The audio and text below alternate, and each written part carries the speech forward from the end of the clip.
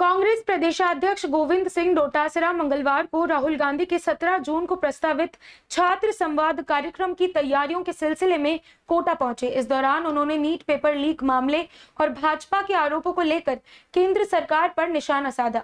भाजपा नेताओं के सवाल पर कि कांग्रेस शासन में भी पेपर लीक हुए थे, डोटासरा ने कहा कि उनकी सरकार ने पेपर लीक के खिलाफ सख्त कानून बनाकर उम्र कैद का प्रावधान किया था।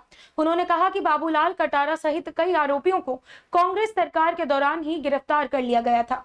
डोटासरा ने आरोप लगाया कि राष्ट्रीय परीक्षा एजेंसी केंद्र सरकार के अधीन है और केंद्रीय शिक्षा मंत्री धर्मेंद्र प्रधान इसकी जिम्मेदारी से बच नहीं सकते। उन्होंने नीट पेपर लीक मामले की न्यायिक या संसदीय समिति से जांच कराने और धर्मेंद्र प्रधान के इस्तीफे की मांग भी की। उन्होंने कहा कि चुनाव के दौरान भाजपा ने राजस्थान में पेपर लीक का मुद्दा उठाकर सत्ता हासिल की थी, इसीलिए अब परीक्षाओं में पारदर्शिता सुनिश्चित करना सरकार की ही जिम्मेदारी है।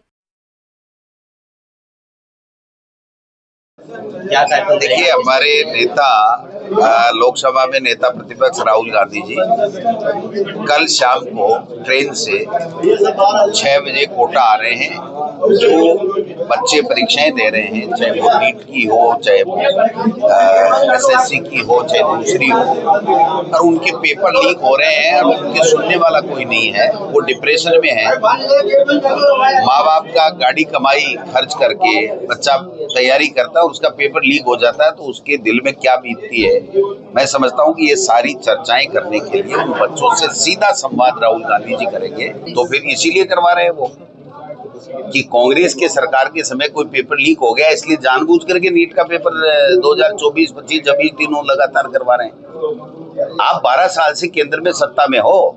2024 को राहुल गांधी जी ने कहा था कि नीट का पेपर आउट हो रहा, बच्चों का भविष्य बर्बाद क्यों कर रहे हो, इस पर चर्चा कराऊं। लोकसभा में नहीं कराई। 2025 का पेपर लीक हुआ, नहीं कराई चर्चा। 2026 का पेपर लीक हुआ, नहीं कराई। 7 दिन तक, 8 दिन तक, 9 दिन तक FIR लॉन्च नहीं कराई। और बच्चे आत्महत्याएं कर रहे हैं, बच्चे लूट रहे हैं, और आज कह रहे हैं कांग्रेस ने ये कर दिया, कांग्रेस ने ये कर दिया।